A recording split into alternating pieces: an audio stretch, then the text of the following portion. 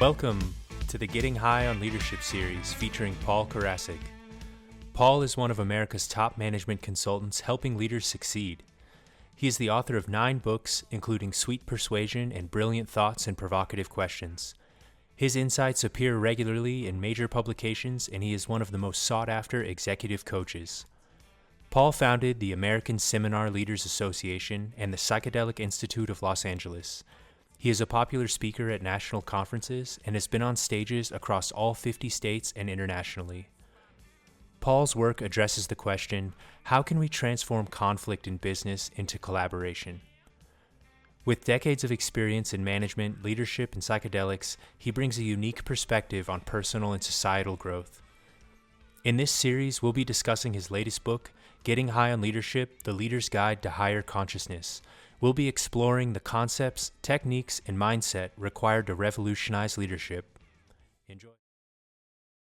Hello, everybody, and welcome back to the series. My name is Sanchez, your host, and we are joined once again by Paul Karasik, the author of Getting High on Leadership. As we make our way through his books section by section, feel free to grab an ebook below and follow along with us, or just start from the beginning and join us on this journey. Today, we are talking about leaders and managers, which is the section starting on page 75. And Paul, I think this section is very interesting, looking at the distinction between a leader and a manager and trying to get some definitions around that. I think many people can lump those two into one category very often and forget that there are two aspects to that and two roles being played. Yeah, definitely. They're concurrent, but they're also different. I don't think that would be the best way. So kind of intertwined, right? Yeah, and you're operating in both too. In this chapter, we talk about the visible versus the invisible. The leader working much more with ideas, what we call the unseen, the vision, the mission, the values, right? Like we talked so much about that in previous chapters. How powerful that is when a leader leads with that vision, communicates that vision, that mission, and so on. The manager, on the other hand, is dealing with the scene, the stuff that is physical. It was summed up the more by tangibles. The tangibles, the physical, the material, the how you implements. So we're talking like timelines, project management, how is it going to get done? Not necessarily maybe the what is getting done. Not the why. No, there's no why. There you go. There's no why in management. Like there's no crying in baseball. Tom Hanks. Yeah. That's the same kind of a thing. It's all about the implementation. You could start listing it: hiring, firing, building the team, project management, project development, any resource allocation that has to be done to accomplish those goals, evaluation, performance appraisal.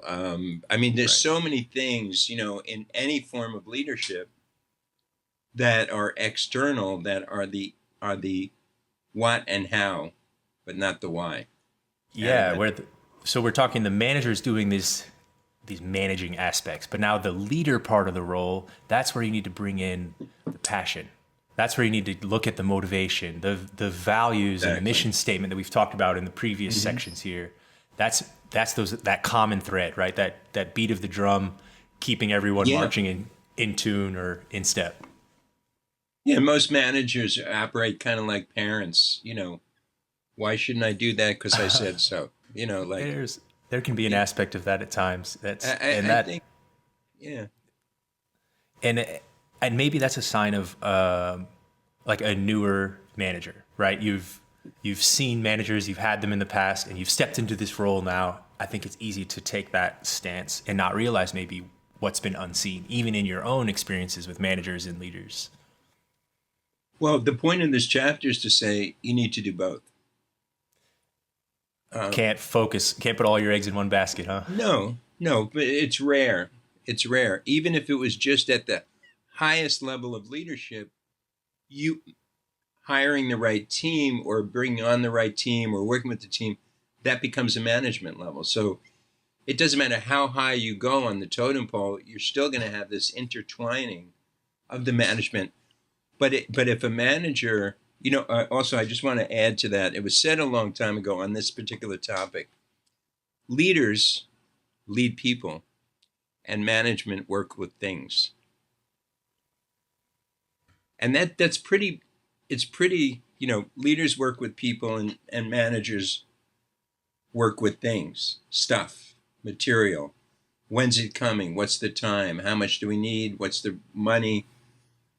How do we get there? What time do we start? Things. But leaders deal with people. Yes, that glue keeping the business together, the culture, right? The culture. Kind of mindset or the well-being of the team, right? That's necessary to get those things done, but can maybe be overlooked with that manager. If you put just your manager glasses on, you're not maybe considering the values. That's right. Imagine if a manager would bring and intertwine the reason we're doing this, the mission of what we're doing, how this is connected to that overall big victory, big win, and keep making those connections. I know you're just, polishing buttons right now, but those buttons are going to go onto suits that are going to be used by people who are going to be doing some things in their life that they want to be successful with, and you're playing a role in that. Oh, really? I thought I'm just making buttons here, Yes, finding that greater connection. If we continue that analogy of like a lens or looking through the glasses of the manager or the glasses of the leader, are there times where you have to wear one or the other, or would you say you always need to have like one lens is the manager and the other is the leader to be this conscious leader that we're trying to promote? My experience personally has been you've got to have them both, working with both. There's no dichotomy. There's no I'm the leader now. So as far as defining it, it's not necessarily saying there's a time for management and a time for leadership. It's just trying to bring the awareness of those different aspects wrapped into the role. Exactly. And also, when you're saying the difference, it's about consciousness. A leader is dealing with consciousness, how people feel. When somebody walks in and they're not in great shape, and we had that conversation before we started this. How you doing? And you didn't want to skip over that. You wanted to hear what's going on and that type of thing. The feeling, right? Right. To have that way, you have some connection before the work is to be done, or that way during the work when times get hard, you at least know that the team you're working with has that glue or that underlying connection to get through an obstacle or a little fire that appears. And believe me, on the software side, there are often little fires that can appear despite diligence or good intentions. So I think being able to take those at face value and make a management decision while being aware and conscious of those leadership impacts or the impacts on the invisible and the unseen. Yeah, well, say it, consciousness. How are you affecting their feeling, their heart, their consciousness? If somebody walks in and if it's no attention and disrespect for the individual, what they're feeling, and it's just, hey, go get that done. That's like the anatomy of a terrible boss. It's like the boss you hated. You couldn't wait to get out of that job. Yeah. Not that I've ever had that many jobs, frankly, but. Hey, one of my first jobs in high school was in a hardware store, and I worked out in the lumber yard. And my role was basically that I just did whatever they said, and I clean this, load that, move this. Okay. I just did my robotic thing. As a kid, maybe that's fine, but I could see that type of management does not scale well. As soon as you start doing more complex work, or you need to retain those employees and make sure those following you are willing to keep following you. Attention to the invisible is the most critical thing. You just said it. I mean, if you're losing people and you got turnover, it kills a company. It destroys the bottom line. And all that And, work you've done to instill those values and instill that mission in that employee that you lost is kind of an unseen cost too. Even though you may be looking at just the manager side, like, okay, they cost X, I'll hire someone else that costs Y, replace them by next Thursday. But the whole unseen part, how are we going to instill these values before next Thursday? yeah, yeah, exactly. I mean, yeah, this to me, this is where the rubber meets the road. How do you maintain that high level of like you said, passion, conveying the mission, communicating the vision, standing strong on those invisible values that are embedded in consciousness, yet take care of business on the day-to-day in a way that reflects consciousness, And we talked a little bit about this in previous chapters, or maybe not, but a lot of leaders talk good talk, They've talk got about the words, mission. they've got the story. Yeah. They've got exactly. You've seen it, right? Definitely, yeah. When you have someone that's bringing that, really bringing their A game on the leadership side of this equation, they're wonderful at capturing your interest and taking you through, and as we discussed, using stories to really explain something greater and something maybe that can't be explained without a story. And I think that good leaders are quick to find those stories and be able to communicate their thoughts and their vision for the future. It's kind of how maybe they found themselves in that role in the first place. Yeah. But, that without management becomes a lot of wishful thinking. It becomes rather than a leader, if you don't include the management, maybe you're just a dreamer and a storyteller. I think there's so many people that are that. I always say, go into any coffee shop here in LA and there's somebody planning, the next Coachella or writing the next American novel or, in every coffee shop. And so there can't be that many, There can't be that many next great American novels. No. So, but and I call them dreamers. They're rock and roll dreamers. They're not, they've lost that management piece. How do I implement this? What's the nuts and bolts? And, it's just, law of attraction or some kind of crazy stuff. And that doesn't work. Sometimes it's real. You need to put the rubber to the road. Yeah, I don't want to diminish that kind of stuff because there's truth and there's good value in that. But it's like you've got to manage things being also people. If you're writing that book, you need to make sure you're getting X number of words in every day. You need to make sure you've got an outline and know where you're going, or you're starting to work on your publishing, what's going to happen to this book afterwards.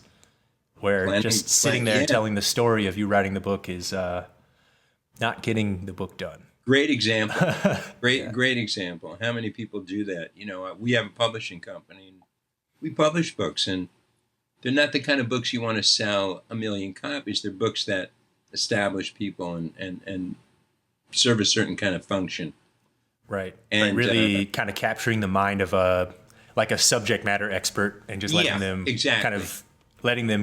expand and really give their perspective. Exactly. That's the kind of books we do. But in terms of what you just said, they're so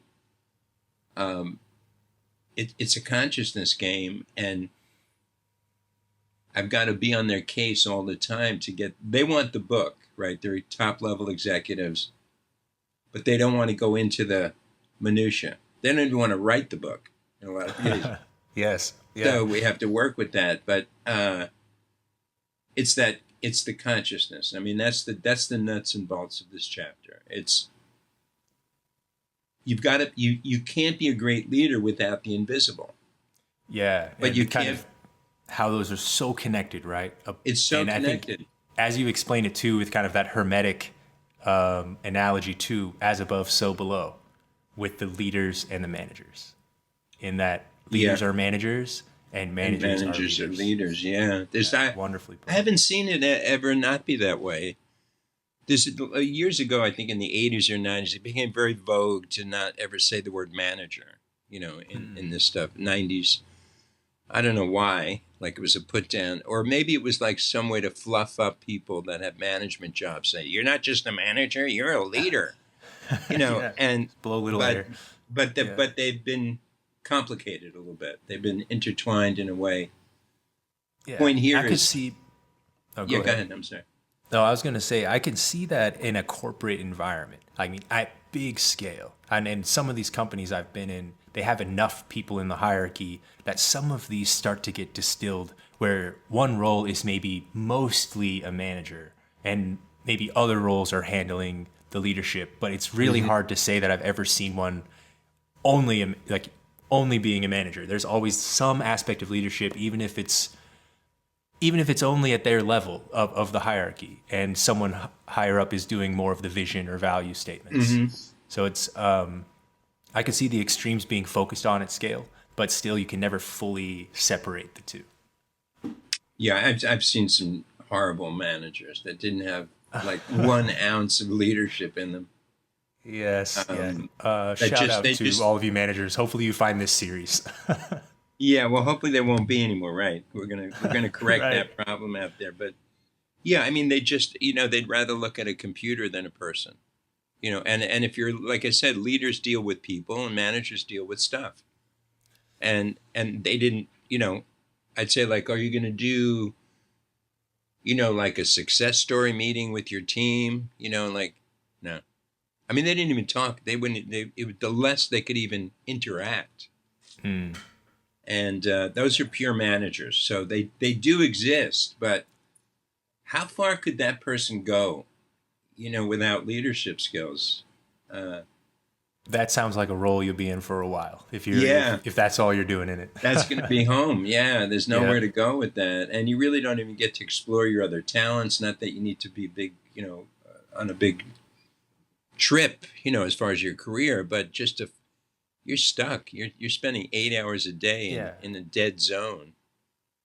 It's the people that give us the juice. So I think it's a way to add juice to the management roles to begin to. If there are people watching this and you say, hey, yeah, I deal mostly with stuff that's late, get the shipment, whatever it is, organize this, send that, put a post on social media, whatever it is.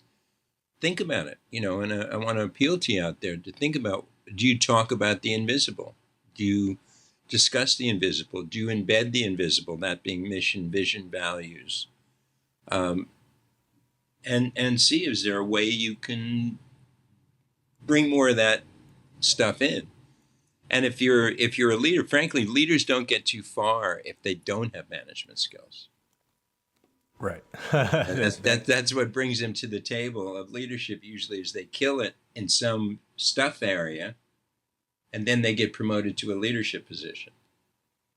So they were good at stuff. Now they're given a skill set that they have no idea. It's totally different than stuff, and that's why you have the need for a revolution in consciousness and management to embrace this stuff.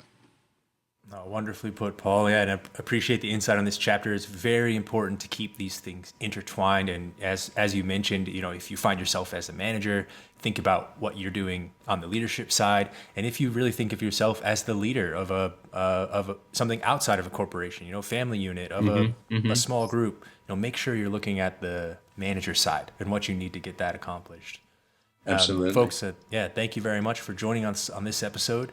You can, again, find the ebook below to continue this journey, and we'll see you on the next one. Thank you for joining us on this episode of the Getting High on Leadership series. If you have any questions, you can comment below or send them in via email to paul@paulkarasik.com. Follow him on Instagram at PK_the conversation. Find out more at wholesalerinstitute.com and psychedelic-awakening.com. The Getting High on Leadership series is produced by Rob Sanchez and Apartment 113, which can be found at apartment113.com and followed on Instagram at APT_113.